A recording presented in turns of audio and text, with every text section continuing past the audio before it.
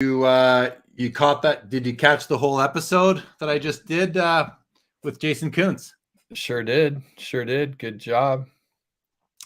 That was I don't know. I thought it went pretty well. It was a lot of fun. He's a easy guy to talk to. Was ready to answer just about anything and everything that came his way. So I don't know. I'm curious to hear other people's comments, and the chat. The chat was actually pretty manageable for me. There were a few times when people were having conversations between them, which actually makes it easier for me. I can kind of ignore those comments and get to the ones that are posed to myself and to the guest.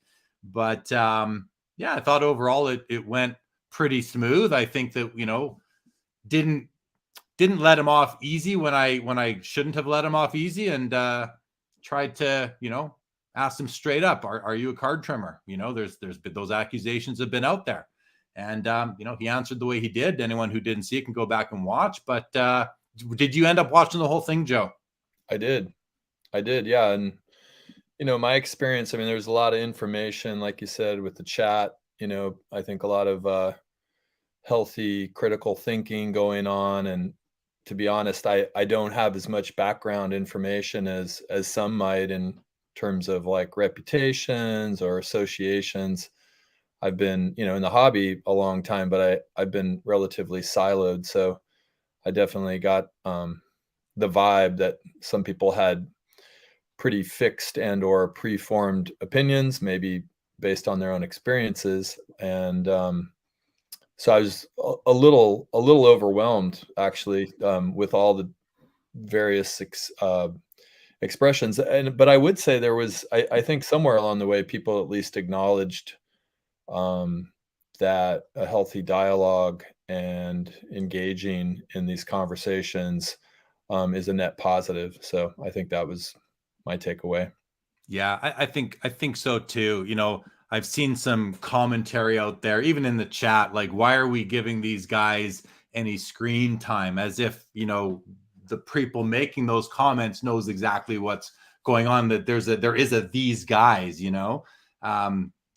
people sure like to come to conclusions or accusations without really having the facts, but that's the world we're in, and it's up to the people who are being accused or that to decide how to handle it, either respond or just, let people be people, I guess. So, and I'm not making a conclusion one way or the other. I just know that I had a good conversation with him, with the chat, and he seems he's a nice guy. There's no doubt about that. He's willing to talk to people and answer the tough questions. So you got to respect that. I liked at the end, there were a couple comments from people that basically said, regardless of our different views, this was good, and thank you for doing it. So that's really the best I can ask for, I think, with a controversial type of guest. So Jeff S., welcome.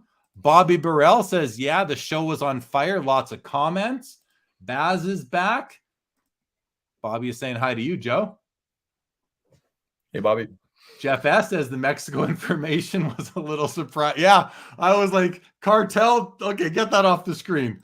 Perk says, I missed the last couple of hours. Looking forward to the commentary. Well, you got to go back and watch it, Perk. I'd certainly go back and watch it if I didn't live it. I thought it was very interesting. Yeah, Rich, same thing. I think the prior show was interesting subject matter, food for thought, and very well managed. I'll take that as a compliment. Thank you, Rich. Mark says, hi, Joe. From a Yankees fan to an A's fan, I'm very sorry to hear about Vita Blue. Yeah, I've heard of Vita Blue. So, Jeremy, which show did you enjoy more, Edmonton or Toronto? Ooh, Mark, you're putting me to the test. I'm going to go with Toronto, but only because it's so much bigger and more people to see. But both were amazing. Both the Toronto and the Edmonton Expo over the last 3 weeks were both amazing. Mookie Chilson says, Jason was quite wise to go on with you and stand in there for the questions you gave him. Your rigor and integrity are so needed in this conversation. Well, thank you so much, Mookie Chilson. Yeah, Jake's Toe, go back and watch it later. Frank Schneider, thank you. What's going on? Says hi to you, Joe. What's up, Frank? So let me ask you, Joe. Let me ask you. Does it, like, if you have cards in your collection that are slabbed and that might be trimmed. You know, you might look at one and think, this one might be trimmed. What do you like? What do you do in that situation? Like, do you say to yourself, well, I'm not a grader. I'm not pulling out the real, you know, the ruler, the measurement device that can measure to 1,000th of an inch or whatever it might be. Like, you know, what, and this is a question for everybody. Like, what do you do in that scenario? I think this is going to be a moral dilemma that a lot of people are going to have, only because there's all this attention on trimming right now. We know that there are lots of trimmed cards in slabs, and you know, I don't even know that it's, and this is another thing I'll put out there for discussion. Is it, I'm not saying I don't believe one way or the other, but is it on the grading companies? Is it their responsibility to know if a card is trimmed or not? Like, should they know 99% of the time that a card is trimmed? I don't know the answer to that. I think they're there to grade a card and authenticate a card. Authenticate means it's not a counterfeit card. Grade means what condition is it in, but are they also there to detect trimming? I don't know. I'd have to look at their terms and conditions to see if they say they can do it. And to be honest, I haven't looked at, you know, PSA's terms and conditions, and I've looked at them, but not recently. So I don't remember if that's in there. But your thoughts, Joe? Caveat emptor, buyer beware. I mean, the way I kind of see it is that as we get more information, we approach the situation with more awareness. And that awareness, I think, is going to, you know, impact different sensibilities differently. I mean, that was one of the takeaways from the shows, that I don't think any two people see it exactly the same. Because there's lots of nuances in this. You know, if you want something in your PC, does it matter to you if it's a well-presenting trimmed card in a slab with a nice number on it? That's probably going to be different for different people. Myself, you know, I don't exactly know. I think I'm in the process still of sorting it out. I think about the future of the hobby and how these older slabs are going to be understood or considered. There's not a huge incentive. I think this is what Koonce was saying. Like, you're not going to see a lot of people cracking older slabs out if they know that it's essentially going to decimate the value of the card. So over time, where's that going to leave us? I don't know. It's an evolving situation. Yeah. For myself, you know, I mean, I tend to just sort of on the most simplistic level, I have two piles. I have cards that are kind of like the King Tut cards that I'm going to take with me as long as I possibly can. And then there's cards I'm not attached to. And I think, you know, I was talking to a pretty seasoned collector who, you know, I asked him this question. I said, you know, what is my ethical obligation if I have an older, I'm not even going to mention a grading company, but I have an older slab, and I do suspect that the card's potentially been trimmed. It looks a little short, you know, side to side, top to bottom. And I want to sell the card. You know, should I express that in a listing on eBay? Should I somehow acknowledge that? And you know, this very experienced collector investor, you know, basically said, I think everybody's eyes just sort of have been opened enough where that's not on you. It is what it is. It's this professional grading company's opinion. It's not absolute gospel. They're rendering opinions. Sometimes their opinions are incorrect. Hopefully, more often than not, they're correct. And everybody just has to kind of come to the transactions and the commerce with their eyes wide open to what's possible. And I don't know. That's kind of where my head is at this point. Oh, it's fair, man. It's fair. It's a tough situation for anybody who has a card that might fit that sort of situation where it might look a little small, or one edge looks better than the rest, or whatever it may be. GC says, earlier I said that I listened to Mathis on Sports Card Nonsense and he did a good job. What did you mean by that? Well, what I meant was he had extreme poise in what was a pretty confrontational situation, because Jesse and Mike Geo, they're wonderful co-hosts because they balance each other out so well. And Mike can be very aggressive, and Jesse is the balanced one there. And I love both these guys. But I thought, considering the way that some of Mike's comments were aggressive, and Evan Mathis, he did not lose his poise at all for a second. He just stayed balanced throughout. He's very well spoken. He's articulate. He seems like an intelligent person. We may not agree, and I don't agree with what he does with cards, and I don't agree with his rationale for what he does to cards. But I can separate that from how he carried himself during the interview on Sports Card Nonsense. So that's what I meant by that, GC. Why do you ask, GC, if you don't mind? Why do you ask the question? I'm curious. While you're typing, Perk says, if you're afraid it's been trimmed after you bought it, you make damn sure you don't break that slab. Yeah, I mean, that's what most people are probably going to do. Of course, you're not going to break the slab, but do we have a moral obligation, or a moral hobby obligation, to express our concern to our potential trade partner?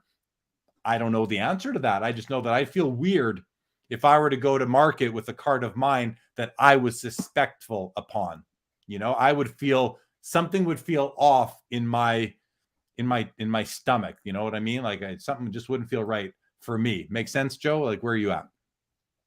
I mean, it makes sense. And I guess at that point though, like, so let's say you're at a show, it's face to face, and you're like, hey, I got this card. It's an old PSA level. It might be trimmed. Well, chances are the person you're interacting with hopefully at least has enough awareness to know that that is a possibility. So acknowledging it straight up might facilitate, everybody's comfort level with the transaction, with the price point, etc. But yeah, I mean, I certainly wouldn't feel comfortable, completely. It is, here it is. It's in a PSA 7. It could be trimmed, but so could a lot of other cards. I don't know.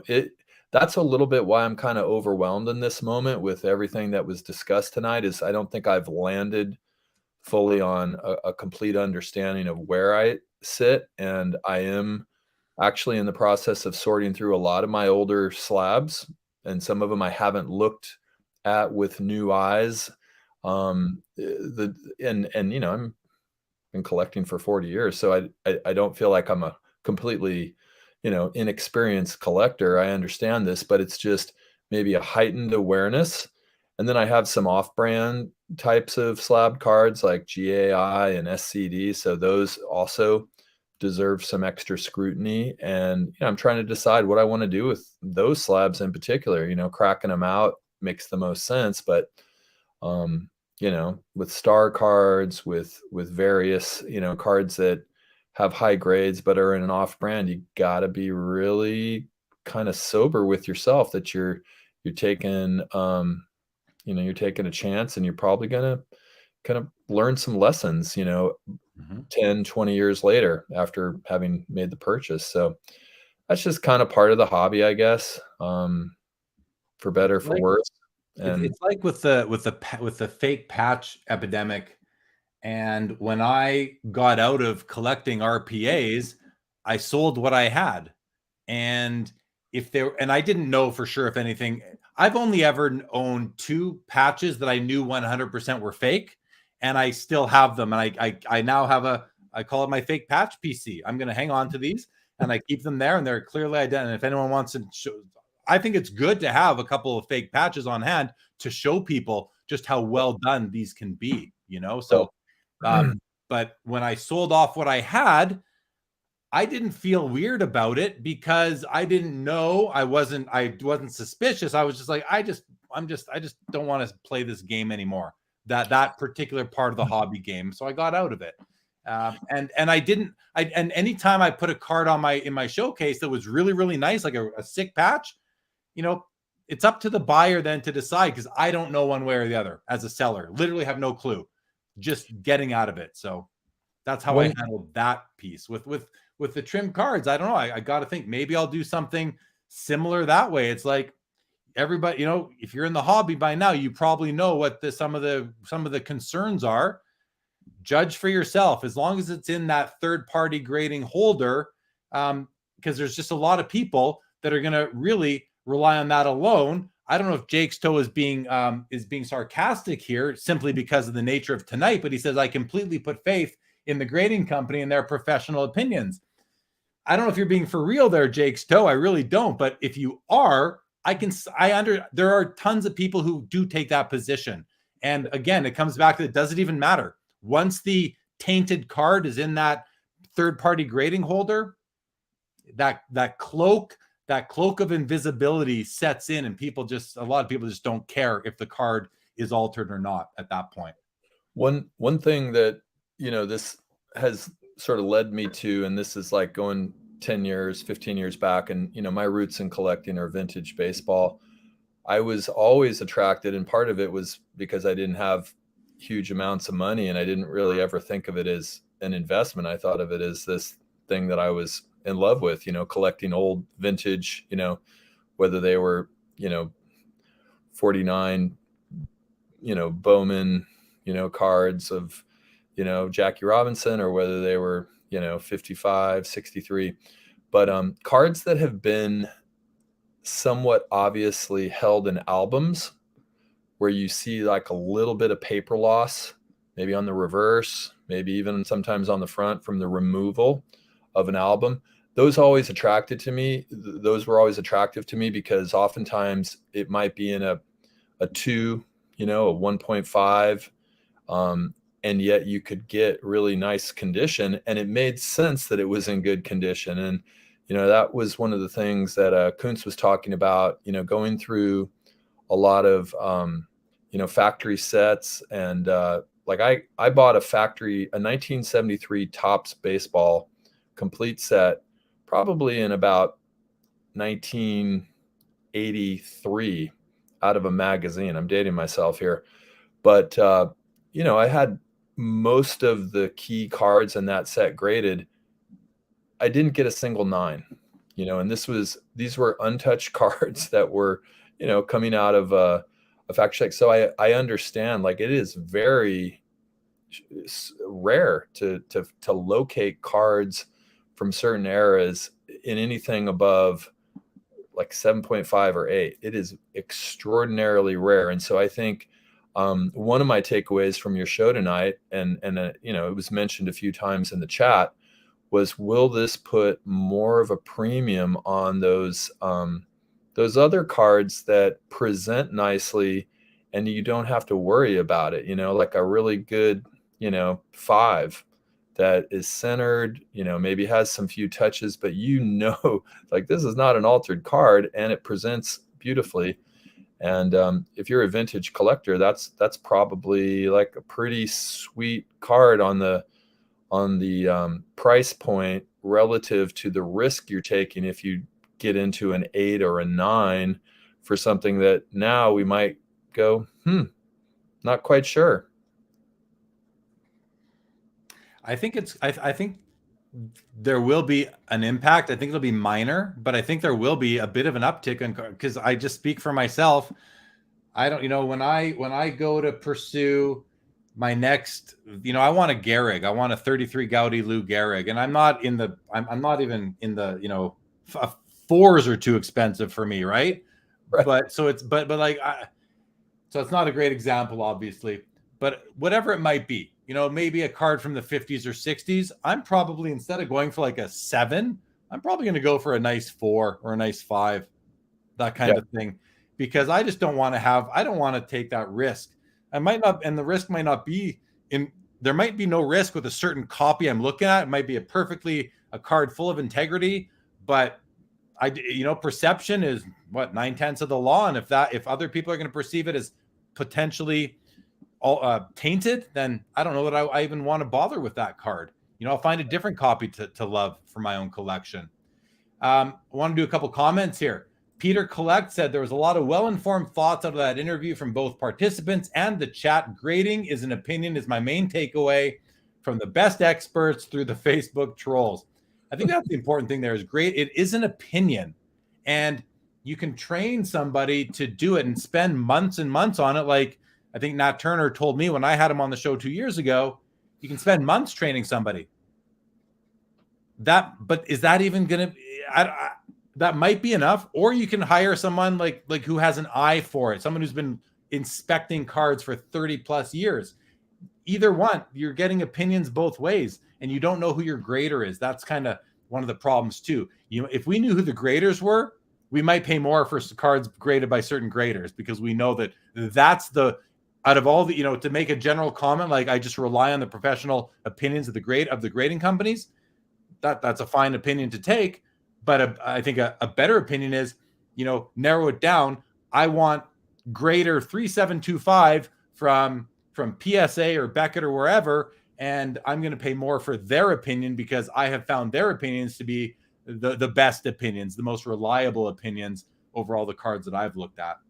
Can I chime in real quick too, just about a recent experience I had? So I sent in, at the Mint, I submitted a couple cards to BGS for autograph authentication. One came back authentic, another came back as we do not believe this is authentic. And I found it compelling in the sense that they did not even speak in absolutes, like this is not authentic. They spoke in, sort of in our professional opinion with what we know, and they actually gave a set of criteria of things that might lead them to doubt the authenticity of the autograph. And I think that's just kind of an interesting corollary to cards, right? Because obviously, I mean, autographs, it's more, I've shown cards or autographs at shows and asked, when you have connections with people and you say like, hey, would you, and they like take a quick look at it and they say that probably won't pass. I wouldn't throw that in there. And what it amounts to really is, I think Koonce was getting at this, I think a bit too. It's like, there is a lot riding on the line of them not authenticating something that is not authentic. So it stands to reason, like on the one hand, there's all these cards and or potentially autographs that have been deemed authentic, but then there's also all the ones that we never see that have been tossed away as inauthentic. Like Bobby mentioned his 54-55 Parkhurst, that he pulled right out of a pack. And so we know that's authentic, but it's just, they're not. So that's the whole gray area that I think makes this, this whole conversation a not easy one, a not people that like simplicity are going to be befuddled in this conversation. I think what they should do is, if they're not going to slab a card and they call it altered, but it might, because we know that they've made that mistake, maybe they should just say, just not being accepted. We're just, for whatever reason, we're just not going to grade the card. Unfortunately, they often keep your money. I think they should fix that. I don't think they should keep your money if they're not going to slab your card personally. That's what I believe. That's kind of the direction that I would go. Is it's fine if you don't want to slab my card, but don't tell me it's altered or trimmed when I just pulled it out of a pack. There is, and Bobby, it was a tops pack it was a 54 tops, just by the way. But the other question there is, was the pack tampered with? Because we know there's tampered packs, and I mean, Bobby would have to, I'm sure he knows it wasn't. I'm sure it wasn't, but you just never know. Or at least if you're not close enough to the situation, you may not know. Rich makes a really good comment here. He says the harder question is whether to disclose you think the card is trimmed and sell it at a loss, and then the next person might take advantage of this and sell it without disclosure. And that was mentioned. I mentioned that during the episode, Rich. And yeah, That's why that's the weakness with disclosure and slabbing any trimmed card, is that it could be taken out, resubmitted to a different grading company, or even the same one maybe, and not being caught. And now you've got one card that one company says was trimmed and disclosed on their label, like SGC does, I believe, and then you send it to a company that doesn't disclose it, and maybe it gets through. Bobby Burrell says, taught to me early from a pro with raw trimmed vintage. Close your eyes and run your finger down the edges. Compare that to a similar one that's not, and you can clearly feel the texture difference. So that's a really great piece of advice there from Bobby. Yeah. Rich says, is the most moral answer to break the slab and destroy the card? I don't know, because like you say, what if you're wrong and it's not trimmed? What if it's just cut short? So I don't know that that's the most moral answer. I just don't know.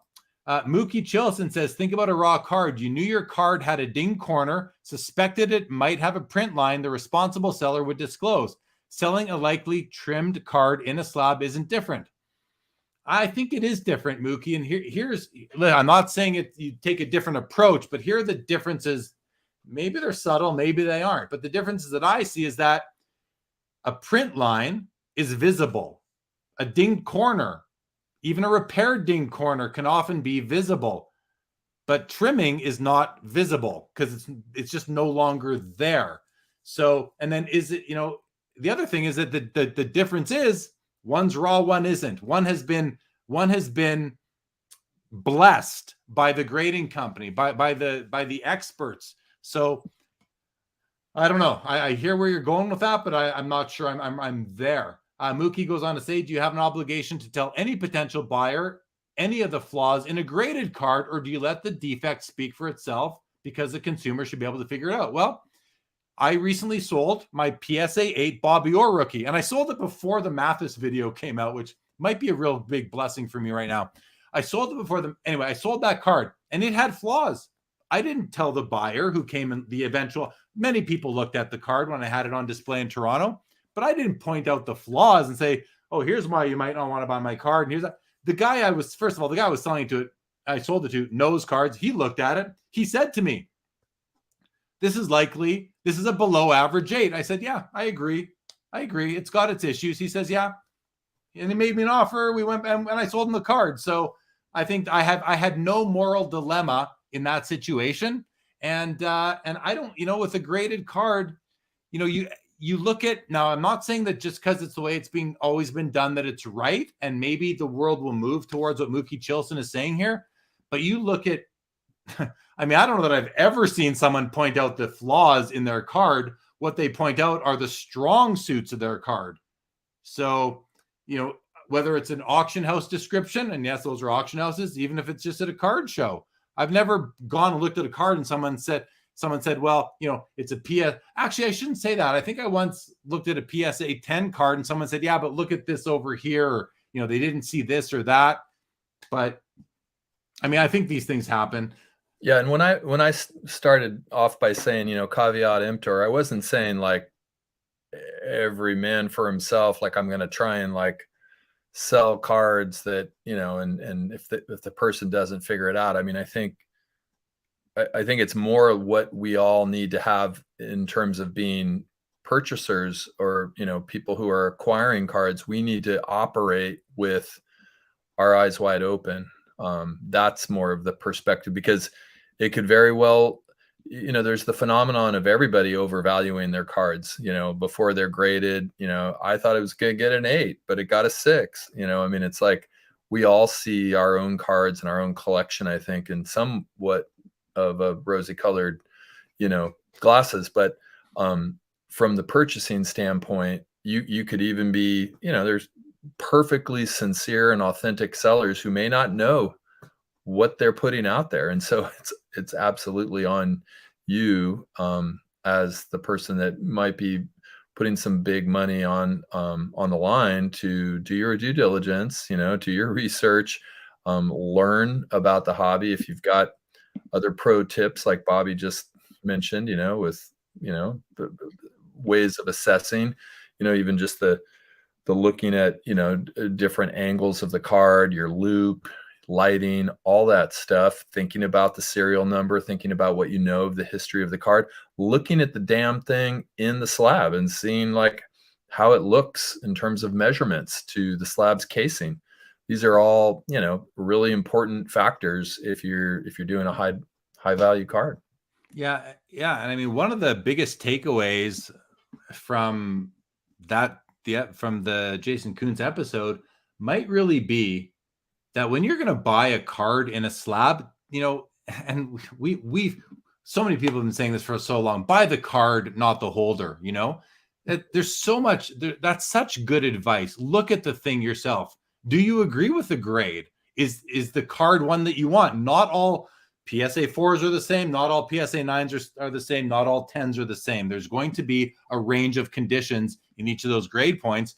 The 10-point grading scale is very limiting. It just is. Tag has 1,000-point grading scale. You're going to get a much more precise grade, but it's still not reflective of all the different potential conditions a card can be in. So the big takeaway is don't just buy a card because you see a grade on a slab.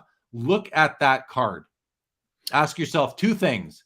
Does the card possess qualities that I want for cards in my collection? Right. And number two, do I agree with the grade assigned by the grading company? Right. And you can really only do this if you're looking at a card in person.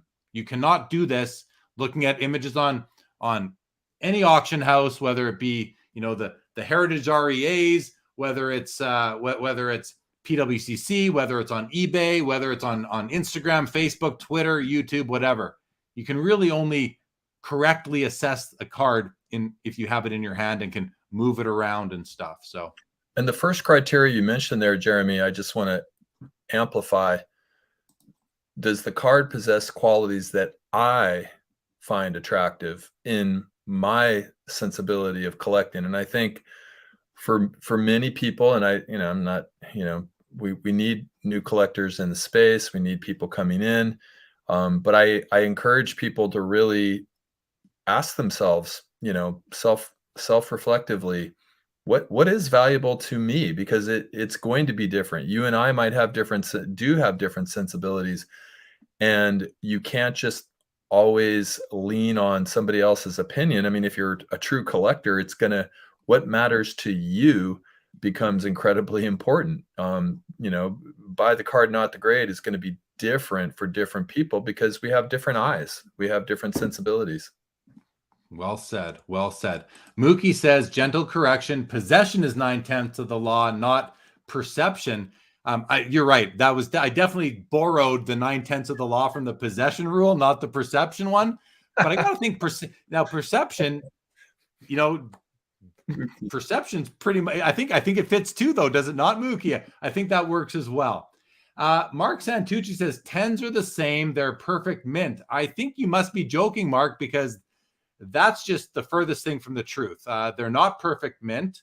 That's just not true, Mark. I hope you're being sarcastic there. Bobby Burrell says the 54 pack had 6 cards. Many top card guys said they were the nicest they'd ever seen, so the pack was good. And did you know there was slight glossy to boot? Should there not have been full glossy on those cards if they were still in the pack? I don't know, Bobby. I'm just curious. Why do you point out that they were slightly glossy? What does that mean? I'm just not sure. Okay. Yeah, that's okay. We're good for comments there. What else, Joe? What else is going on? Well, the Warriors lost. I'm in mourning. Sorry about that. No, it's all right. That's all right. I kind of figured it was coming. So not the end of the world, Well, the Toronto Maple Leafs got knocked out. They went 5 games in the second round, so farther than they've been in like 19 years or something like that. But I was cheering hard for the Leafs, and I've never cheered for them before, really. But for some reason this year, cheered hard for the Leafs and the Oilers, the Oilers are now tied 3-3. I guess it's going to go to game. I believe it's going to go to game 7. So is the Seattle-Dallas series going to go to game 7 here in a couple of days. So exciting stuff going on. In the NHL playoffs have been unbelievable this year, at least in my opinion. But yeah, I say this because I'm sorry for your Golden State Warriors, and okay. I'm at the same time I'm sorry for the hobby it would have been good if for the hobby if Toronto went further and if Edmonton can go further. I think that's good, at least in the short term for the hobby. But we can't always get what we want. That's for sure. I'm completely sober to the rest of the world's, and believe me, I've gotten a lot of comments in the last 24 hours, like, you know, down goes Curry. And that's fine. You know, I look at the glass half full, or, you know, I mean, I'm very, as someone who, you know, was a Warriors fan in the 70s and lived through all the failings of our franchise, to be at the point we are where, you know, we're disappointed that we're not going to the Western Conference Finals. So it's fine. And I apologize for all the front running Warriors fans. You know, I'm bummed, I'm mourning, but I'm also sober to the fact that we've had a good run, and you know, we might have one or two more opportunities here in the next couple of years. So I don't know how Curry's cards can go down. I'm sure they will a little bit, but like it's like LeBron, you know, like these guys, their legacies are cemented already. yeah, Like LeBron had a good game they last have to night, too. really do something stupid to I mean, LeBron might be more prone to, I don't think Curry just seems like he's got a great head on his shoulder. LeBron is a bit more risky in public forums than Steph is. So I could see something like that. But their legacies are, like I said, they're cemented. These guys, they both, like, you can't, I don't know. We're such a fickle hobby. I think if they go down, that just means a buying opportunity for an all-time great like Steph Curry. Bobby answers my question here on the gloss. Most 54 Topps cards look matte and not glossy. I use slightly in a vintage term compared to today's. Oh, I appreciate that, Bobby. See, that's what I didn't understand.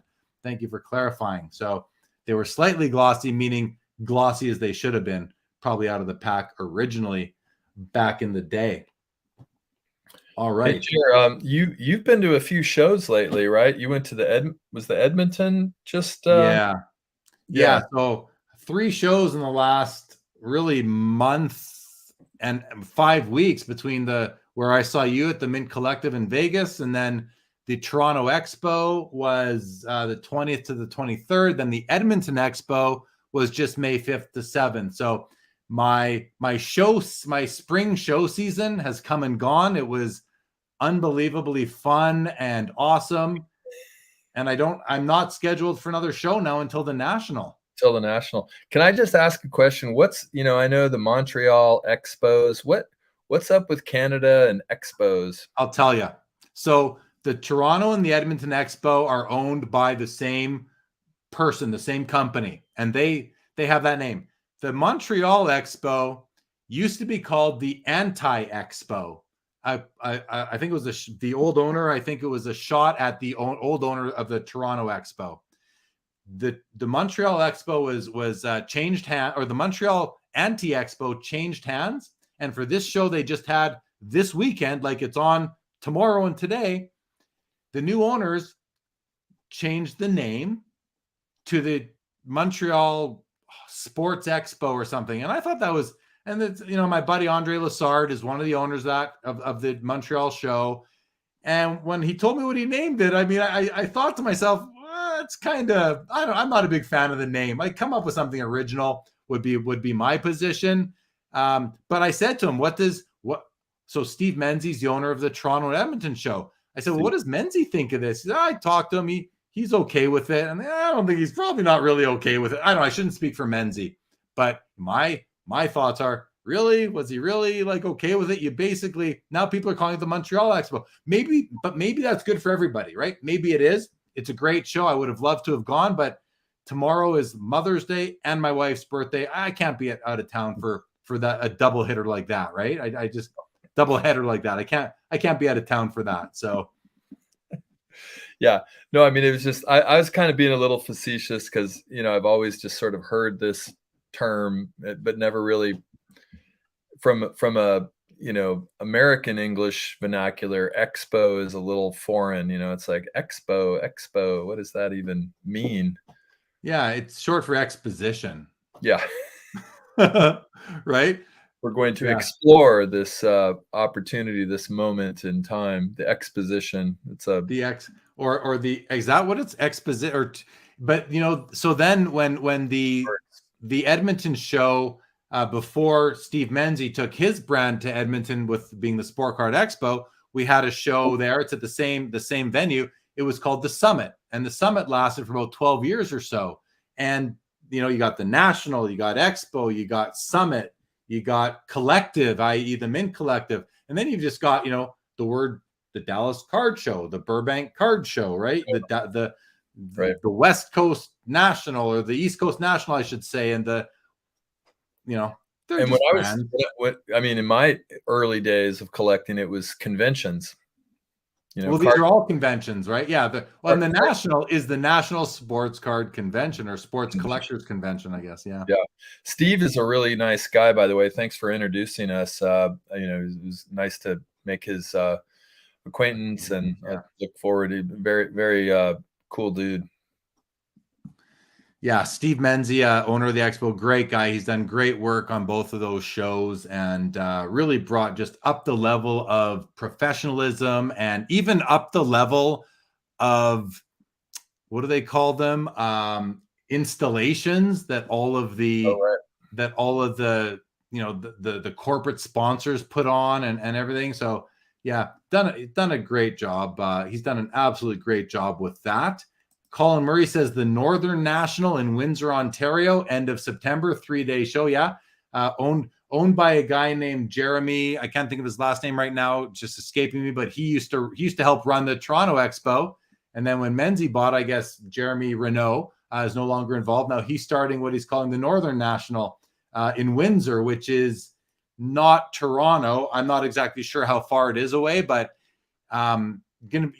I'd love to go, but probably just won't. It's just one more, and actually, that's probably the same weekend as the Burbank show here, September 3rd. So I'll be at Burbank, so I won't be making the Northern National, but I think they're also trying to make it into a TCG show as well. So we'll see how that does. I don't know. I wish him well, but it's not in a major center, so I don't know how the travel will work for people coming from like out of province, or although Windsor is pretty close to Detroit and Michigan, so you might get some people crossing the border up for that. We'll see.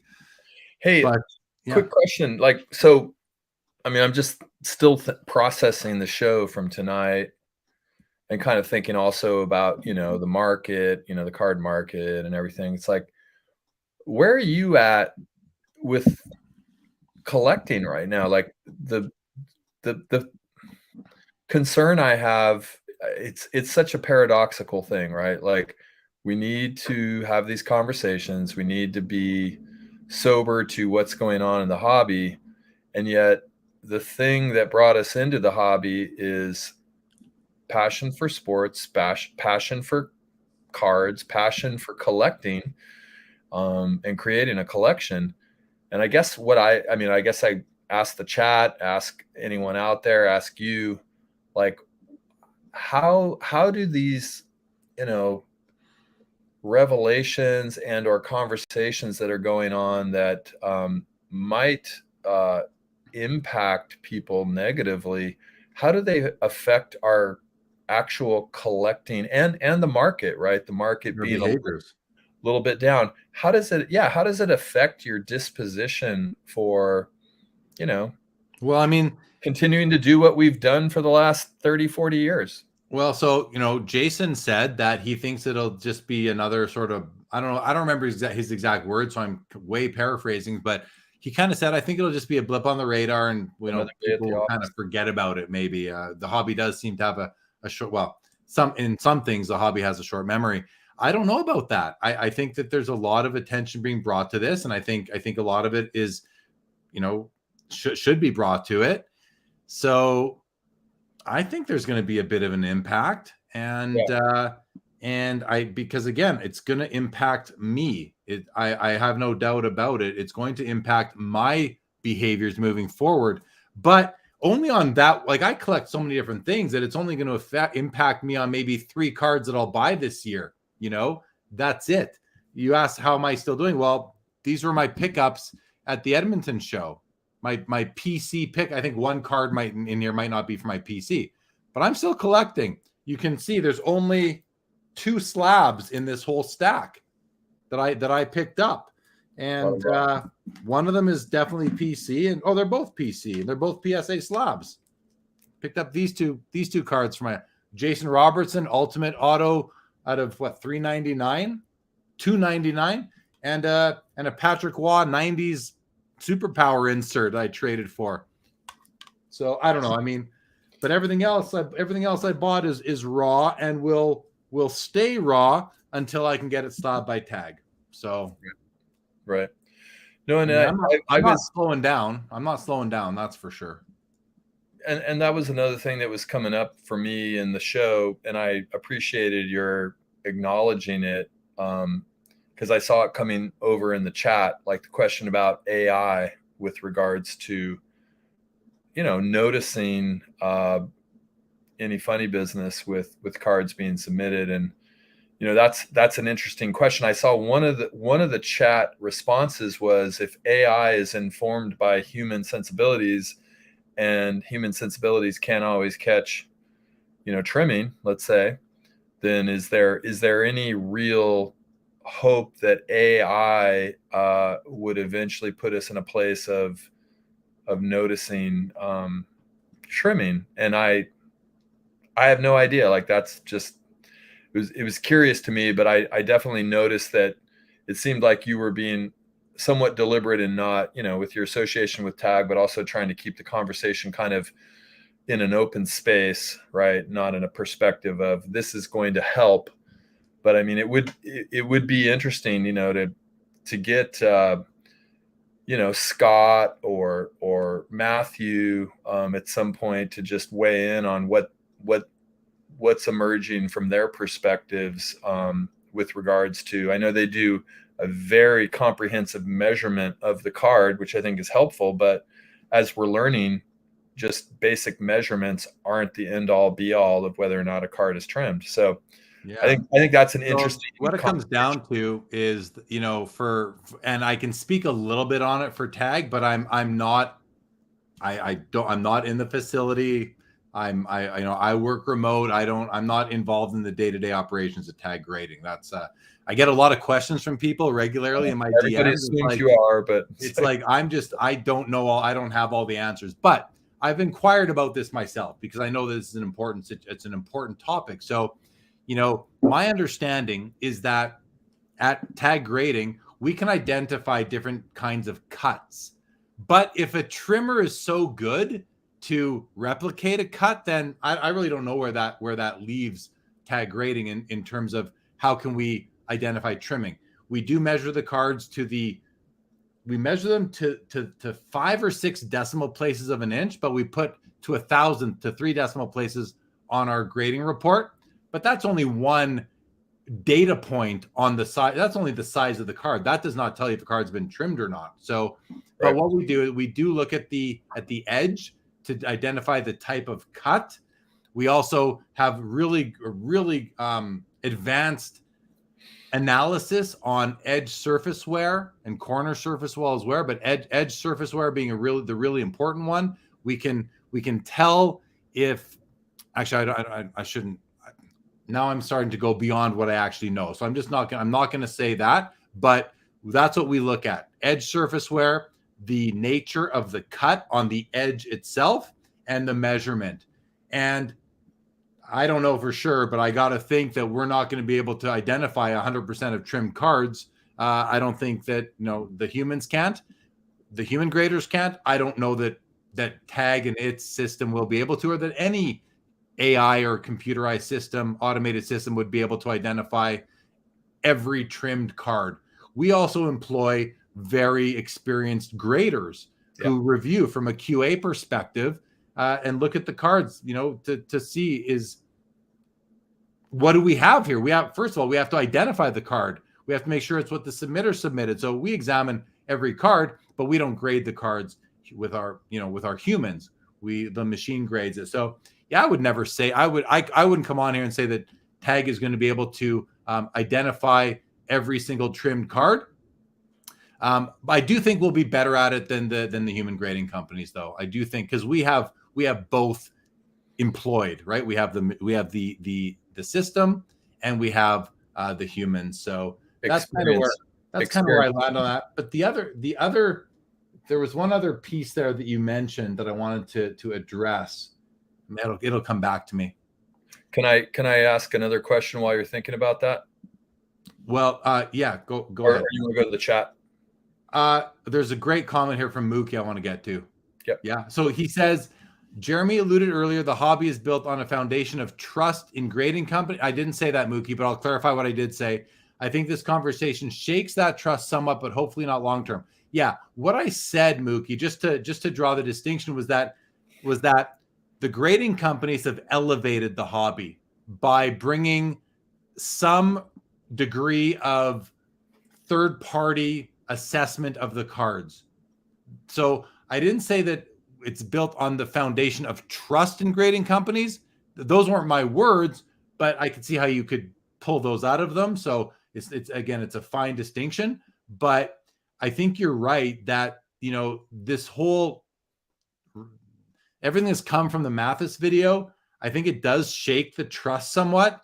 And I agree, hopefully not long term. Hopefully all the grading companies take this moment in time and use it to improve somehow. Right. Goes on to say some transparency and honesty from these institutions would go a long way to putting this topic behind them. Would love to hear PSA's thoughts on this trimming talk. Yeah, I would too. For sure. Hockey Cards Up says the manufacturers could surely address the trimming issue with security measures. Yes, they could. And yes, they could. And I think there might be good news coming down the pipe with respect to that. I think. Sorry. Okay, Joe, what were you going to say before? I had like 5 more thoughts as you were talking.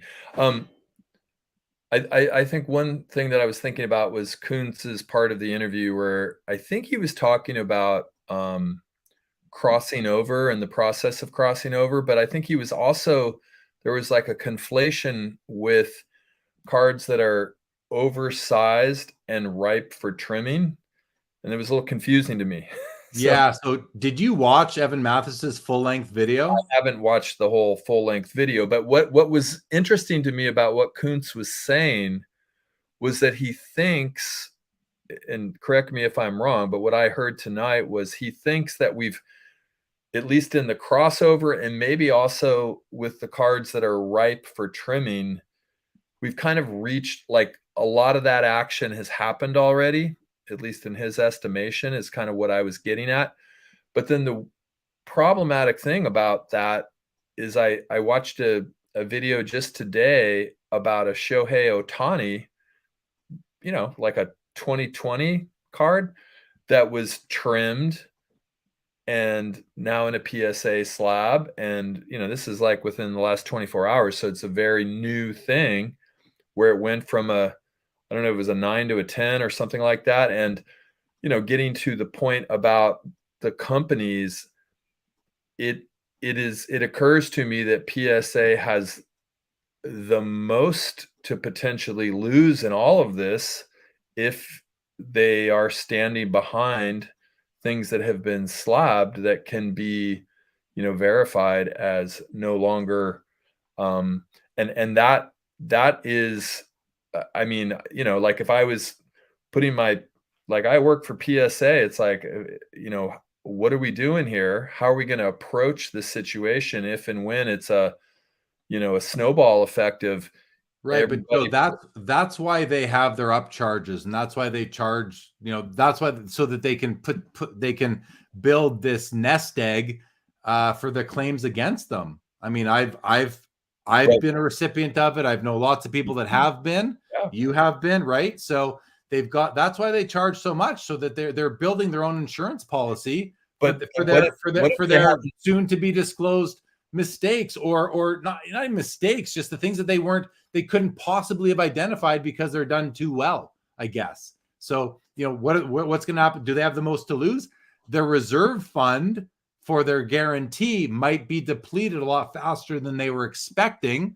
And then maybe they have to increase their prices again to build up that nest egg again. I have no idea how much money they have set aside for that. It used to be public information when they were a public company, but now they're private, so you don't know. Right. Tough to say what. Yeah, I mean, it is a big can of worms. It's a pervasive issue, right? It really impacts a lot of areas. It doesn't impact everybody, but it impacts a lot of different entities and people in the hobby. So yeah, it's not, and it impacts anyone who has a collection of graded cards, which most of us do. So, you know, I mean, and it's ironic too. The other thought that was going through my mind is that we've had this, I don't want to say, you know, I think there's vintage collectors and there's modern collectors, there's ultra modern collectors and prospectors. There's a huge spectrum of different collecting sensibilities. But like for myself, I'll use an I statement.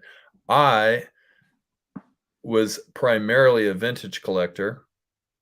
In around 2019, 2020, came into more modern collecting, you know, when the pandemic hit and, you know, you could get Prism, you know, John Morant, Zion Williamson.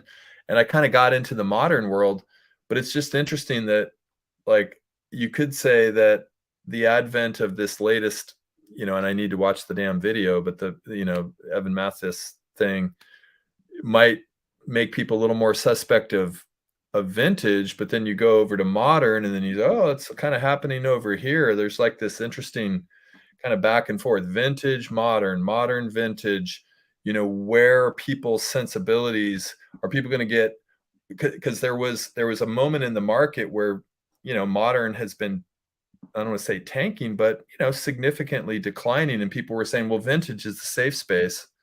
But now, right. Well, you know, these I don't want to say non-collectors, but the people who are maybe just trying to get in and out of cards quicker, they'll go to wherever the opportunity is. They don't care if it's vintage or modern.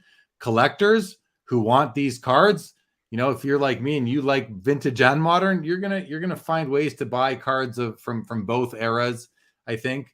I want to go back to something that I remember what I was going to say before. You brought up how Evan or Jason mentioned that, you know, cards could be, you're saying they were too big and then they were cut down.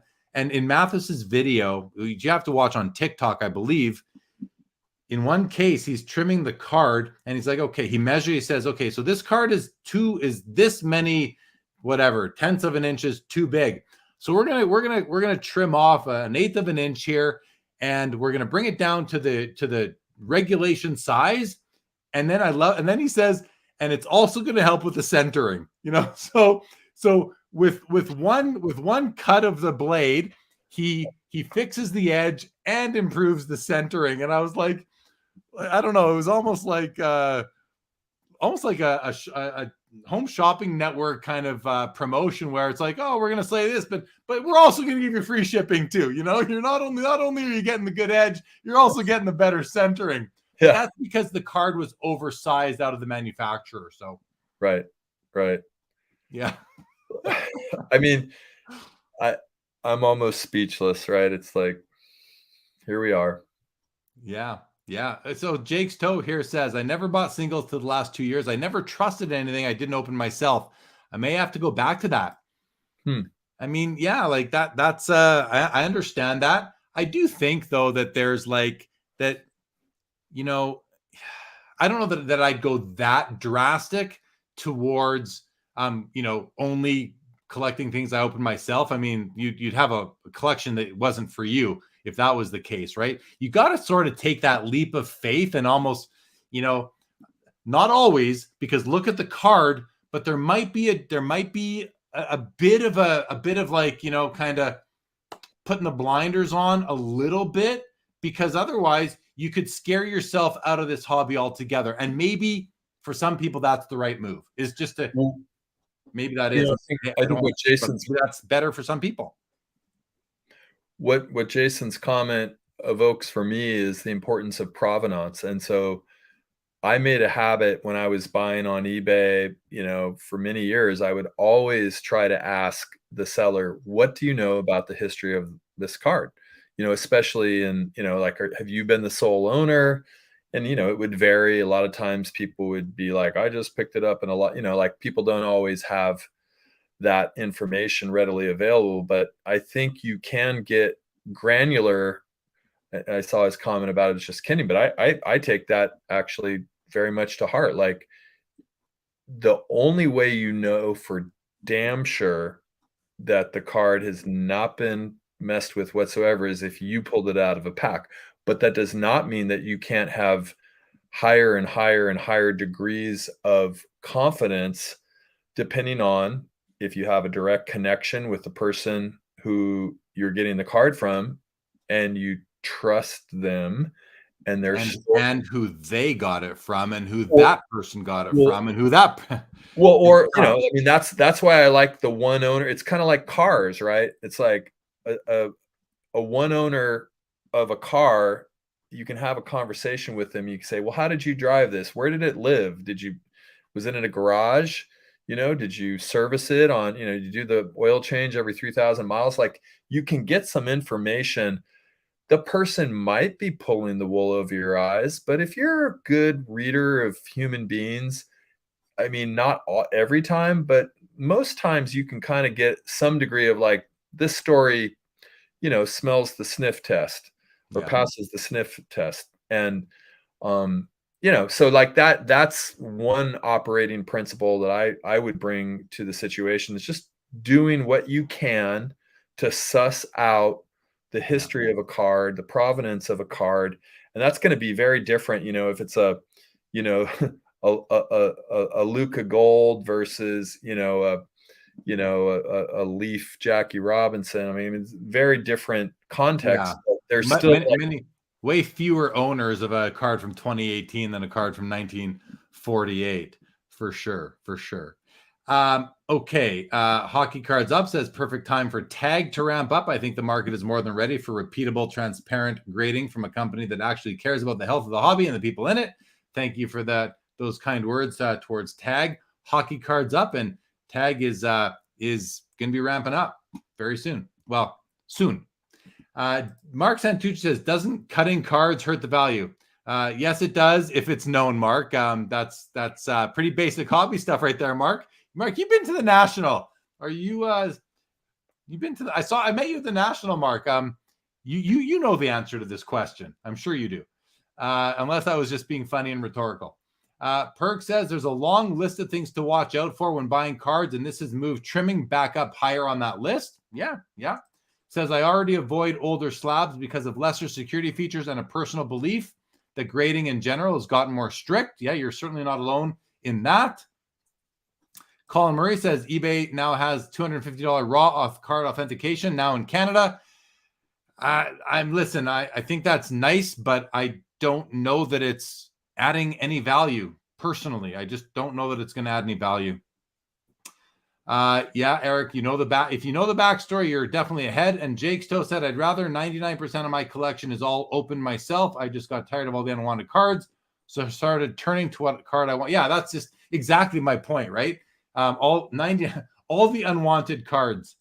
That's why I break very little now. I'll break very little, maybe 2 boxes a year, if that, for myself. And that's about it. Maybe a bit more. There's been some products I like lately, the SP Legendary Signatures and Metal Universe. So it's gonna actually, I'd say my breaking has actually increased a little bit in the last 2 or 3 years than where it was before that. But yeah, I always call it being a sharpshooter. Breaking is fun.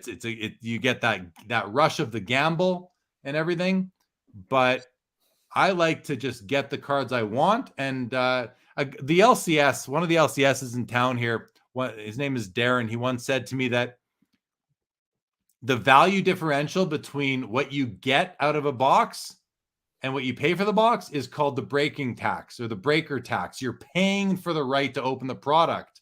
And that's the gamble. That's the fun. That's the entertainment. That's opening packs of cards with your kids or with your parents or with whoever. That's the breaker tax. But you also then have to sell them to even recover anything if they're not going to be in your PC. So I went to sharpshooting many years ago and said, I'm instead of buying, say, a case of Upper Decks, the cup for back then, say what, $3,000, I'll take $3,000 and customize my own case of 24 cards or whatever it is, and see how I do, see how much happier I am.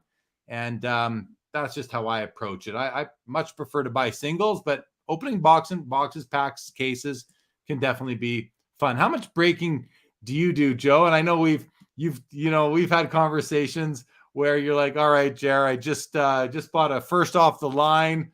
What am I doing? And then you hit a big Cade Cunningham or whatever it might be. But where do you fall on kind of splitting your hobby purchases between singles and breaking?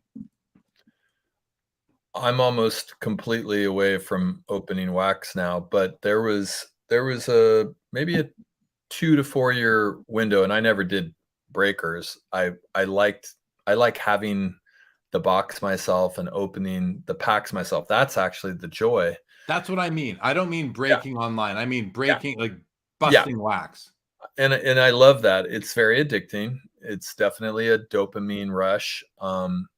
But it's also a dopamine fall if you fail so miserably that it's, I can stomach a experiential cost, but at a certain point, the experiential cost is no fun. And so I would say there was a little window there. And actually, it's funny you mentioned, like, one of the first off the line boxes that I got. I think I got 3 NFL Prisms the year, the Herbert Burrow year, which was ended up being, like, I got them at a pretty good price off Panini directly with their Dutch auctions. And that was exhilarating, fun. And I hit a Herbert Blue Ice that paid for, pretty much all 3 boxes. So that was fun. That was exciting. And I would say that in that window of like 3 to 4 years where I was sort of opening and getting wax, it was right before Panini really jumped up the price point. And I think that's something that needs to correct in the market. I think wax needs to come back down to a point where people feel more confident that they're going to get that ROI, or reasonably so. But I will say that it is worth it to me when I hit, like, I know sometimes you got to sell off cards because, oh, what do you know? I'm not, a collector of, whoever it might be, Whoever. Yeah, whoever. I don't want to impugn any particular players, but let's say I'm not a Justin Herbert collector. So I got to sell that off. But the cards that I hit that are either like, I really like this card, and now I'm actually kind of a fan of this player, right? Now I'm going to root for this player. Like, that to me is a collecting experience that's fun and gratifying. And then in other moments, it is a player, like, what do you know? I hit a Steph, and then I, like, oh, it's good enough. I might even send it in for grading, or, it's going into the PC and I have a direct connection of pulling that card. To me, that's hobby magic right there. Yeah, there's good experiences from breaking for sure. Talking about the price of wax coming down. So Eric Stefano says wax is dropping on certain baseball for sure. I wonder, like, I'm not expecting it to drop significantly across the board, and hopefully I'm wrong on this. And the reason I'm not is because products aren't built for collectors anymore. Well, some are, but most of them are built for breakers, online breakers. That's how they are. They are now formatted for that sales channel. So, and in that, there has to be more. There's more layers of people that need profit. So I wonder, I saw an example. I don't know where I saw it just today. I don't know where I saw this, but it was like someone was doing an analysis where the case of cards was bought for $750 and sold for $3,500 after breaking down by spots. I thought, wow, that's a profitable business. And any breaker will tell you they made thousands, if not millions of dollars, from 2015 till through the pandemic, breaking cards for other people. So, What do you think Fanatics is going to do when they get in the space? I mean, I've heard talk, I don't know like where exactly, but like that Fanatics might actually sort of collaborate or partner with certain breakers in a way that maybe diminishes the middleman or like the friction price point. Like that's been the rumor, the message for since, you know, for a while now, sort of in relation to Fanatics. And if that happens, the question then becomes, does Fanatics keep all of this profit for themselves, or do they just kind of eliminate one or two of those intermediary layers and make it more affordable for the public, which is what, you know, we obviously hope is going to happen. Right. All right. I'm ready to wrap up. I'm getting tired. So yeah, let's wrap up. In case you didn't know, Monday night, Joe, new show, Taking Stock. It's going to actually fall on Tuesdays, but we're going to do the first episode this Monday. Myself and Dennis Zender we're going to be sharing our takes on various things that relate to the hobby. Taking is from takes and stock is from card stock. So anyway, that's how we came up with a name. I thought it just fit. But Taking Stock debuts on Monday on both Sports Cards Live and the Sports Card Dad YouTube channels. Nice. So we'll be taking stock on hobby topics. And I think the first one on Monday is going to be, I'm not sure what it's going to be. So I think it's probably going to be related to this stuff we've been talking about tonight. But we'll just come at it from a different angle, I believe. So that is Monday. And tomorrow night, if you're following along with the PWCC hockey auctions, tomorrow at 6:30 Pacific, 9:30 Eastern, myself and Josh Madigan are going to be covering the PWCC weekly hockey auction. I think that's all I got right now, Joe, and everybody. But thanks everybody for tuning in to the double feature tonight. Joe, thanks for hopping on with me. I love your background, by the way. It's just very relaxing to look at you in front of that beach, man. Very nice. Well, it's the water's nice. You should, fly over here. Throw on my trunks and jump in, right? Yeah, come on over. All right. I wish I was in a tropical. Appreciate it. Thanks everybody for joining. Joe, I'll give you a second to say goodbye, and that'll be it. Right on. Well, no, thanks, Jeremy. Great night, and a lot of heavy hitting, conversations, and I'm sure everybody's sort of processing and understandably strong responses. People care about this hobby, and that's a good thing. So it's not just cardboard. It's not just cardboard. Forget who made that comment in the earlier show, but it's not just cardboard. Okay. That's it. We're done. This episode is now over. Goodbye. Good night. Have a great night, everybody. Have a good rest of the weekend. Hopefully we'll see you again on the channel before the weekend is out. And if not, have a great